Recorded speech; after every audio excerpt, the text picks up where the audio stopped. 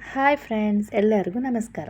ನನ್ನ ಫ್ರೆಂಡ್ಗೆ ನಾನು ಮಾಡೋ ಪಲಾವ್ ಅಂದರೆ ತುಂಬ ಇಷ್ಟ. ಅದಕ್ಕೆ ಅವಳ ಮನೆಗೆ ಹೋಗಿದ್ದೆ, ನಂಗೆ ಪಲಾವ್ ಮಾಡಿಕೊಡು ಅಂತ ಹೇಳಿದ್ಲು.